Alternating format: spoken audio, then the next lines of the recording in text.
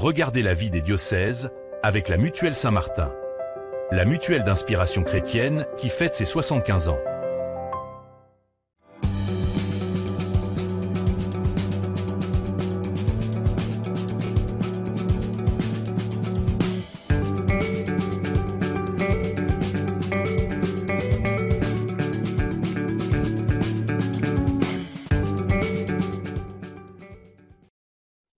Bonjour à toutes et à tous, bienvenue sur KTO pour la vie des diocèses. Comme chaque semaine, nous partons à la découverte d'un territoire, d'un diocèse et de son évêque. Et c'est le début aujourd'hui d'une grande série d'émissions tournées depuis le sanctuaire de Lourdes à l'occasion de l'Assemblée plénière des évêques de France.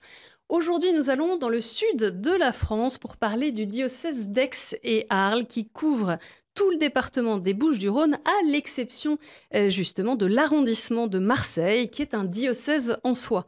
Dans cette édition, on suivra le pèlerinage qui a eu lieu mi-octobre au Sainte-Marie de la Mer, l'occasion de mieux connaître les traditions provençales. Et on entendra le père Lionel Castagnier nous parler de sa mission de médecin en soins palliatifs au centre de gérontologie d'Aix en Provence. Quelques informations sur le diocèse d'Aix et Arles, un diocèse des Bouches-du-Rhône entre Camargue et Provence. L'économie de ce territoire est particulièrement marquée par l'agriculture, par l'industrie. C'est une région touristique, bien sûr, sur la Côte Bleue comme à l'intérieur des terres, une région attachée à ses traditions, des arènes d'Arles au Santon de Provence, pour n'en citer que quelques-unes. Mais c'est aussi une population mosaïque aux origines diverses. Et pour parler du diocèse d'Aix et Arles, je reçois pour la première fois son évêque, Monseigneur Christian Delarbre. Bonsoir, Monseigneur. Bonsoir.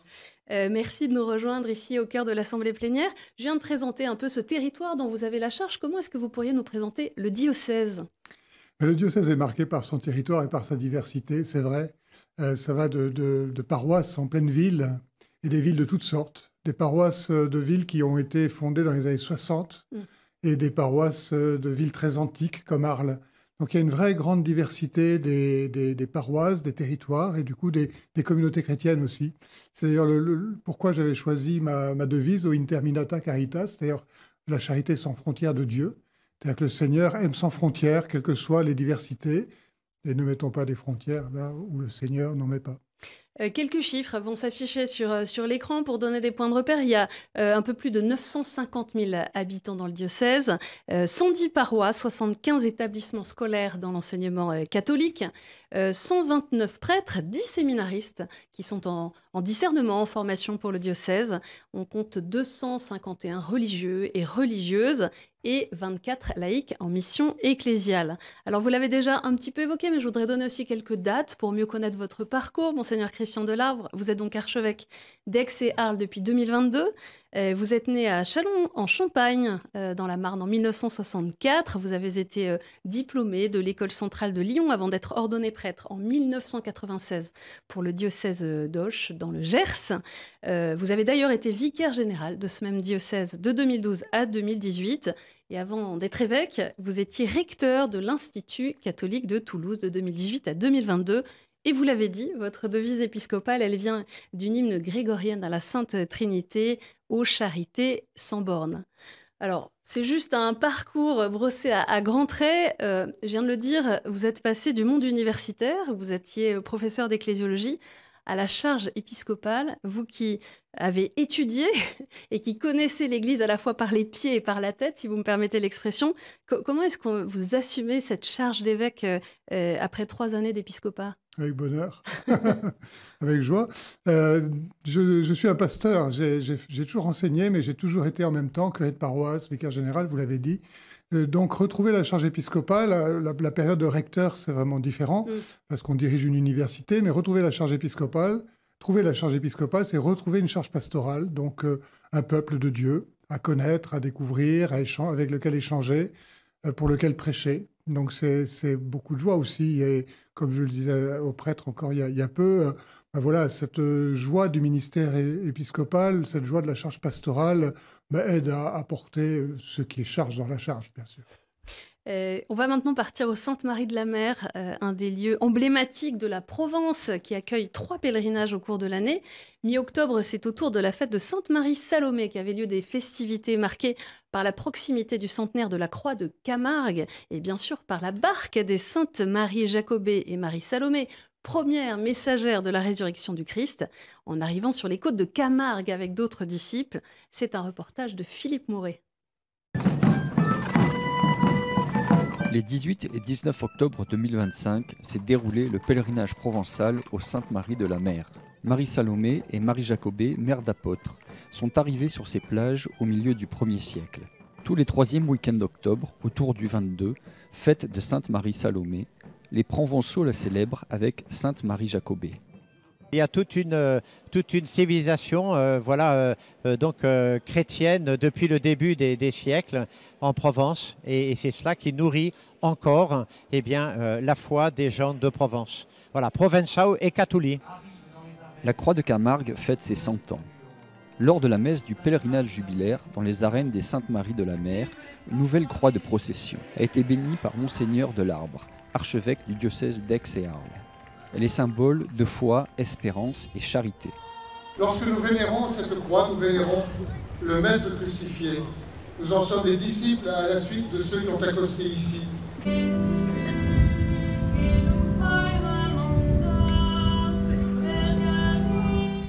Plus de 1000 pèlerins de toute la Provence ont participé à cette messe.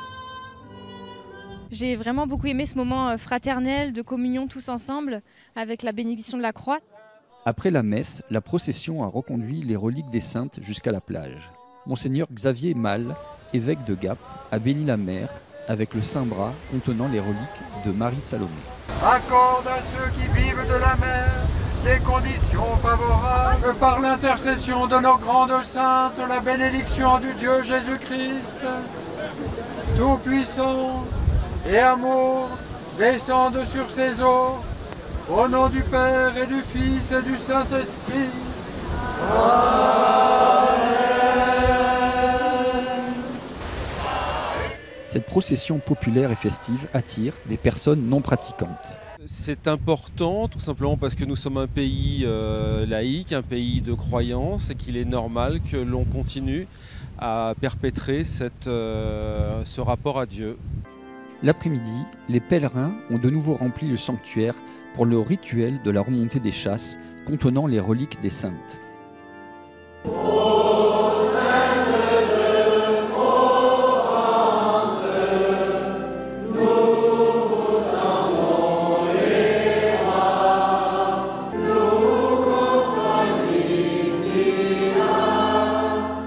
Nul n'est reparti comme il était venu. Je ne suis pas pratiquante, croyante, mais j'avoue qu'il y a une espèce de sérénité qui ressort de là. Et j'en ressors un petit peu secouée, on va dire. Les Provençaux n'ont pas fini de scander.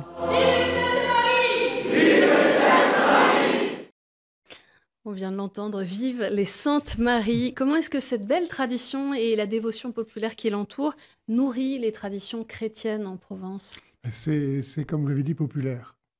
Et donc c'est vraiment une expression de la foi dans la diversité du peuple. Vous avez entendu, hein, c'est très bien dit par les personnes que vous avez interrogées. C'est à la fois ancré dans la culture, dans l'histoire, dans l'identité locale. Vous voyez, les chevaux, les gardians, voilà. Et en même temps, c'est l'expression de la foi, du mystère de Dieu, et d'une foi simple, d'une foi qui ne s'intellectualise pas forcément, mais qui est fraternelle, qui se ressent. Une foi beaucoup où l'amour du Seigneur, sa présence, sa miséricorde se donne à percevoir finalement. Vous voyez, et auprès des gens les plus simples, même des passants, les gens de passage, les touristes parfois, qui se retrouvent pris dans la procession sans l'avoir toujours prévu. Donc ça, c'est très beau et c'est très fort dans toute la Provence et spécialement dans cette partie du diocèse, des Saintes-Maries jusqu'à Château-Renard. Voilà. Et puis, voilà, dans tout le reste de la Provence, sur la mer, il y a aussi les Saint-Pierre. Enfin, c'est quelque chose de très important. On l'a vu dans le reportage, il y avait des gardiens et vous avez participé au pèlerinage des gardiens il y a quelques jours à Lourdes, comme pasteur de ce diocèse, comme archevêque d'Aix et Arles. Comment est-ce que vous accompagnez ces différentes réalités? Alors, c'est la nation gardienne qui était là. Donc, c'est une grande joie d'abord, je dirais. C'est aussi un lieu où les évêques se sont vraiment au service, parce que cette nation gardienne, elle existe depuis 120 ans. Il y a tout enfin, c'est le dévouement d'un nombre incroyable de personnes, mais aussi un attachement viscéral à leur terre, à leur histoire, avec les costumes, à leur métier aussi, aux animaux. Voilà. Et on est serviteur, en fait. Vous voyez, c'est très beau parce que c'est des lieux d'église où on n'est pas le leader. C'est très important, ça. On est le serviteur. Je suis là pour leur dire qu'ils sont l'église. Vous voyez ? Dans le diocèse d'Aix et Arles, vous bénéficiez également, un peu comme partout en France, de ce renouveau du nombre de demandes de baptême, de jeunes et d'adultes. Comment accompagner particulièrement les paroissiens qui s'engagent auprès de ces catéchumènes puis néophytes? C'est une question qui pourrait donner bien des réponses. D'abord, c'est une grande joie pour les communautés chrétiennes, je dirais en premier lieu, et c'est une joie imméritée. C'est pas notre action pastorale ou quoi, le fait d'être allé vers eux, qui les fait venir. C'est pas, par pure grâce, il y a bien des raisons qui n'est pas le lieu ici de rechercher, mais en tout cas, le Seigneur se débrouille pour amener ces personnes, plutôt des jeunes d'ailleurs, en effet, à l'église. Ils viennent tout seuls, et là, ils rencontrent la communauté chrétienne. Alors, déjà, beaucoup dans les lettres disent qu'ils sont épatés, alors que nous, on ne trouve pas forcément grand-chose d'extraordinaire. Mais ils sont épatés, les gens sont là, c'est fraternel, ils chantent. Donc c'est déjà ça, la communauté chrétienne existe. Elle se réunit régulièrement dans une église ouverte à tous. Qui veut rentrer, rentre. Ne lui demande pas quoi que ce soit à l'entrée. Ça marque beaucoup les catéchumènes. L'autre aspect, c'est la dimension familiale de la communauté qui revient souvent chez les catéchumènes. Ils sont marqués par cela et aussi par les grands-mères et les grands-pères. Cette transmission. Oui, voilà. Ils disent souvent qu'ils trouvent formidable les grands-mères et grands-pères là, qui vivent en chrétien, tout simplement, dans leur quotidien, qui sont fiables dans leurs engagements, qui sont droits, qui ne sont pas violents dans leurs paroles, en fait, des choses peut-être qui dans la société ne sont pas si fréquentes, qui pour nous paraît relativement normales au bout du compte, et qui n'est évidemment pas l'exclusif des communautés chrétiennes. Mais en tout cas, voilà. On va écouter maintenant quelqu'un qui est prêtre du diocèse d'Aix et Arles, qui est vicaire à la cathédrale Saint-Sauveur, mais aussi médecin. Et il exerce depuis 10 ans au sein de l'unité de soins palliatifs du centre de gérontologie d'Aix-en-Provence, un groupe de l'hospitalité Saint-Thomas de Villeneuve. Je vous propose donc d'écouter le témoignage du père Lionel Castagnet qui nous parle de sa mission, accompagner, écouter et aimer jusqu'au bout. Prêtre et médecin, c'est deux vocations qui sont en harmonie dans ma vie. C'est l'institution religieuse, les Sœurs de Saint-Thomas de Villeneuve. Et avec, je pense, le maître mot, ou l'esprit, si je puis dire, de la maison, c'est le respect absolu de la vie. La demande à mourir, il faut l'écouter, il faut l'entendre, et surtout ne pas dire que l'on comprend. Parce qu'on n'est pas dans la situation des patients, jamais. Elle est très bien faite, la loi Leonetti, la loi Clay-Leonetti. Elle nous donne un cadre. Et elle nous permet donc aussi de nous adapter et d'avoir une certaine flexibilité au cas par cas. Après avoir eu une réunion collégiale avec d'autres médecins, on peut proposer effectivement aux patients d'avoir ce qu'on appelle une sédation profonde jusqu'au décès. C'est autorisé par la loi dans certaines circonstances, notamment relativement aiguës de souffrance, qu'elles soient physiques ou morales. Et donc il y a toujours cette possibilité de proposer aux personnes de les rendre plus apaisées, de les conduire, de les endormir progressivement. Voilà, et de les conduire petit à petit vers une mort naturelle.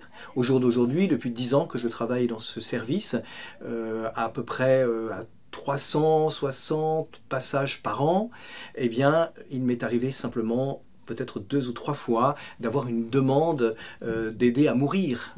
Mais parce que je pense que la douleur n'était pas bien gérée, elle n'était pas bien accompagnée, elle n'était pas bien apaisée. Cette mission de prêtre et de médecin, elle est pas commune, mais on voit combien ce service auprès des plus souffrants, des plus fragiles, elle répond à une demande, à une peur qui rejoint nombre de ceux qui nous regardent. Oui, et en plus, sur Aix, on a la grande grâce de disposer aussi de la maternité catholique, de l'Étoile, qui est une maternité vraiment très connue sur toute la région, avec les sœurs des maternités catholiques. Et du coup, du début de la vie à son terme naturel, il y a une proposition à la fois très compétente au plan médical, incontestable, recherchée, et en même temps une proposition d'humanité. Et c'est, d'abord pour moi comme évêque, c'est un émerveillement, mais c'est aussi un message réel, et un message qui n'est pas porté par un langage, par des interventions, mais par une pratique. Qui est incarnée. Qui est incarnée. À Aix se trouve aussi le séminaire diocésain Saint-Luc, qui est un lieu de formation théologique également pour les laïcs. Comment est-ce que vous suivez, vous accompagnez cette formation en tant qu'archevêque d'Aix et Arles ? Alors, d'abord, c'est confié à une équipe de formateurs. Donc, j'accompagne cette équipe en la rencontrant régulièrement. Et je suis présent au séminaire de temps à autre. Un évêque ne doit pas être trop présent dans le séminaire. Donc j'essaie d'y être présent. Une fois ou l'autre, on me demande une intervention, d'y célébrer la messe.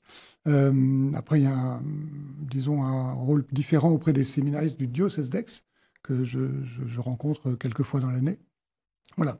Donc ça, c'est là aussi une grâce pour le diocèse, pour l'Église aussi des environs, parce que plusieurs diocèses peuvent ainsi disposer de cette maison de formation, être présents dans l'équipe des formateurs, et les évêques de participer à la gouvernance, finalement, de cette institution.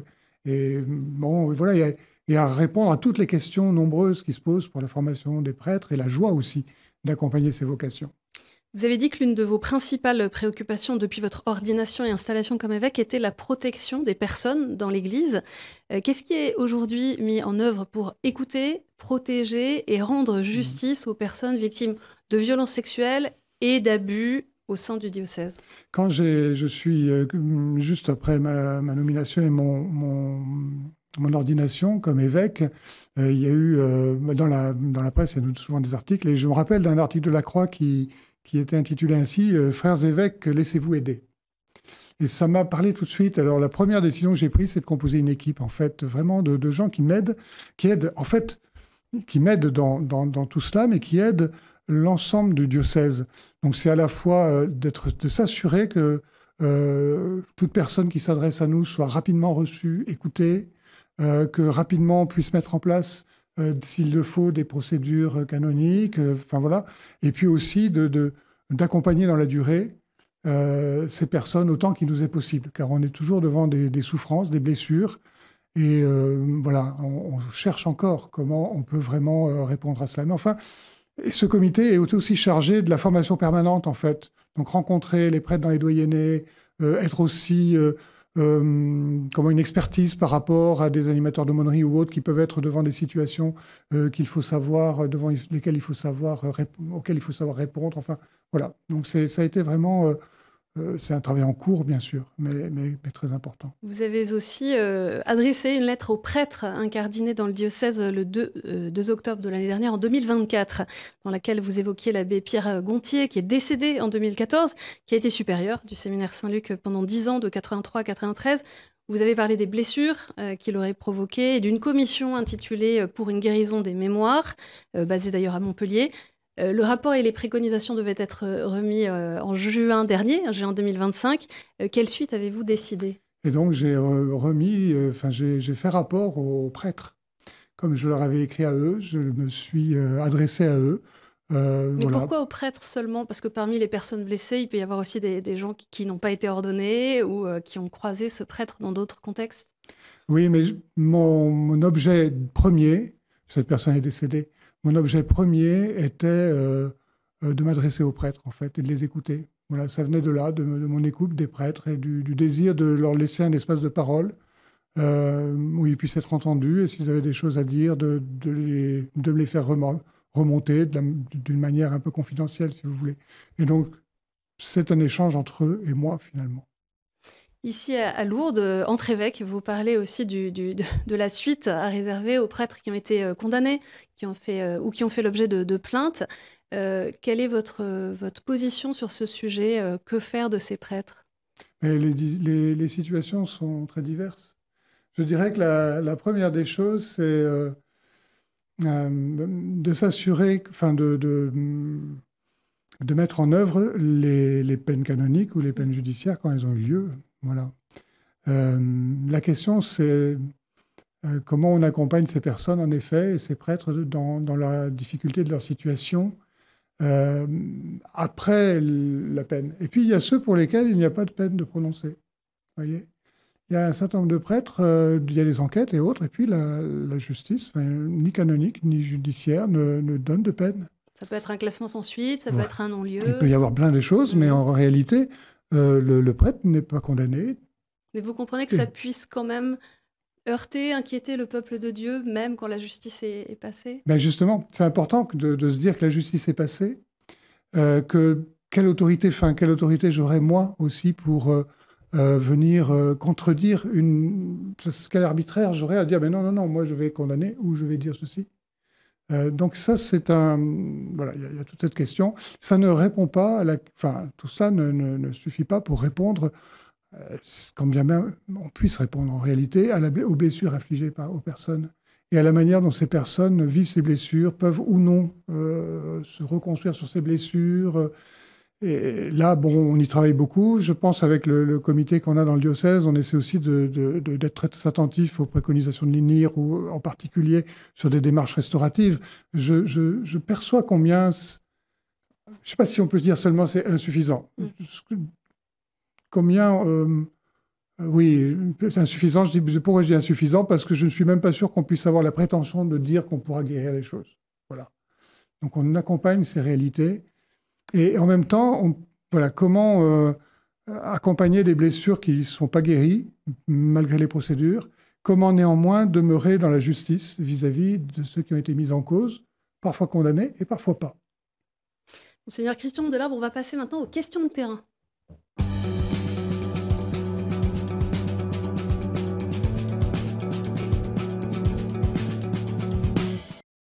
Et on a une première question de Valérie qui fait partie de l'unité pastorale Salon-Grance.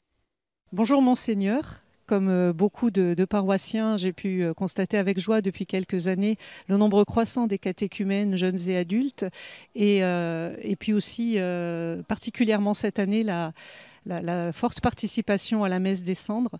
Et je voulais savoir si le diocèse organisait des temps forts, des sessions de suivi pour tous ces gens qui nous rejoignent et qui sont peut-être pas encore très acculturés. Ça rejoint des sujets abordés tout à l'heure. Oui, alors on a tenté faire un pèlerinage des néophytes à Lourdes. Oui. Bon, il y avait quelques jeunes, mais enfin quelques personnes, pas énormément. Pour l'instant, c'est vrai qu'on se concentre beaucoup sur cet accompagnement des catéchumènes, je dirais, sur le terrain. Et puis, ce que je dis aux paroisses, c'est de mettre en place toujours un groupe d'accueil qui accueille les gens dès qu'ils arrivent. Ensuite, il y a le groupe de l'initiation chrétienne, qui va conduire ou pas d'ailleurs les sacrements, laisser à chacun sa liberté. Et ensuite, la nécessité que ces personnes, qu'une catéchèse continue, parce qu'en fait, c'est toute la question de la vie chrétienne, de l'enracinement de la foi. Voilà. Comment cette foi qui s'exprime souvent de façon si soudaine va trouver à s'enraciner. Et voilà. Donc on travaille là-dessus, mais je compte beaucoup sur le terrain pour ça. Et on a une autre question de Monique de la paroisse de Châteauneuf-le-Rouge. Bonjour Monseigneur. Je voudrais savoir si vous êtes satisfait de toutes les paroisses de votre diocèse. Je sais, enfin satisfait. Mais d'abord, je rends grâce à chaque fois que je fais une visite pastorale pour l'ensemble des paroisses, des paroissiens qui sont là. J'essaie de comprendre la question. Je me dis. Après, voilà, chaque paroisse est devant un peu les mêmes enjeux en fait. Hein. Il y a une nouvelle génération qui arrive, en fait, dans toutes les paroisses. Que ce soit des grandes paroisses urbaines, que ce soit des paroisses dans des communautés beaucoup plus modestes en taille, il y a des nouvelles personnes qui arrivent. Et comment on va réinventer la vie de la paroisse à partir de ces personnes? Pas simplement s'attendre à ce qu'elles prennent les rails ou les cadres, voilà, les places qu'on leur a laissées dans la paroisse. Et là, il y a un vrai changement. Voilà, donc, ce n'est pas une insatisfaction du tout, c'est plutôt pour moi une préoccupation de voir comment on peut... dans les années qui viennent, s'interroger sur ce changement-là. On a une dernière question d'Oscarine. Elle est présidente du groupe Jeunes Pro dans l'unité pastorale Salon-Grance. Bonjour Monseigneur. En tant que jeune, j'aimerais vous poser une question qui me tient énormément à cœur. Et alors, comment vivre ma foi aujourd'hui sans avoir l'impression d'aller à contre-courant? Merci. Mais être chrétien, c'est aller à contre-courant. Il n'y a pas moyen de faire autrement. Voilà, être chrétien, c'est quelque part toujours, aller à contre-courant, voilà. Mais derrière cette question, il y a deux choses, je dirais. Il y a l'importance pour un chrétien, et en particulier ces jeunes chrétiens, d'avoir des groupes de référence. Et c'est extraordinaire, mais on a des groupes de jeunes pros qui naissent spontanément dans toutes les paroisses parce qu'il y a ce besoin. Se retrouver, penser, et dans ce groupe, réfléchir à ce que c'est qu'être chrétien aujourd'hui. Quelle est ma vie chrétienne? Comment mener ma vie de chrétien quand je suis au travail, dans telle et telle situation professionnelle, personnelle? Et ça suppose la prière et la vie ecclésiale, et l'échange. Et ça, c'est important. Voilà. Donc, pour cette jeune fille, d'une part, c'est sûr qu'on va un peu toujours à contre-courant quand on est chrétien. Il faut non seulement l'assumer, mais s'en réjouir. Et puis, en outre, de trouver un lieu de référence, un groupe de chrétiens où on prie ensemble et où on découvre qu'est-ce que c'est que vivre en chrétien dans des circonstances très précises, très concrètes. Oui, il y aurait eu plein d'autres sujets à aborder avec vous, Monseigneur Delarbre. Une dernière question peut-être à la fin de cette émission. On arrive à la fin de ce jubilé de l'espérance. Quel est pour vous, comme pasteur de ce diocèse d'Aix-et-Arles, votre plus grand motif d'espérance? Ce motif d'espérance, c'est justement ce changement qui advient. Voilà. Pourtant, ce changement, il porte aussi des choses qui disparaissent. Vous voyez, il y a beaucoup moins de ces catholiques non pratiquants, en fait, vous voyez, qui faisaient les gros chiffres de notre pastoral, des catéchèses et autres. Et puis, il y a cet inattendu de conversion et de jeunes. Et là, c'est effectivement une grande espérance. Ça se ressent déjà peut-être aussi au niveau des vocations, vous voyez. Donc, qu'est-ce que ça nous invite, ça nous oblige à changer. On a une sorte d'invitation du Seigneur à dire, accueillez ce qui vient. Voilà, accueillez ce qui vient. Merci beaucoup, Monseigneur Christian Delarbre, d'être venu ici à Lourdes sur le plateau de la vie des diocèses. Pour en savoir plus sur le diocèse d'Aix-et-Arles, rendez-vous sur le site internet www.catho-exarles.fr. Cette émission est bien sûr à revoir sur kto-tv.com et à réécouter sur les plateformes de podcast et sur l'application KTO Radio. Merci pour votre fidélité. Je vous donne rendez-vous la semaine prochaine.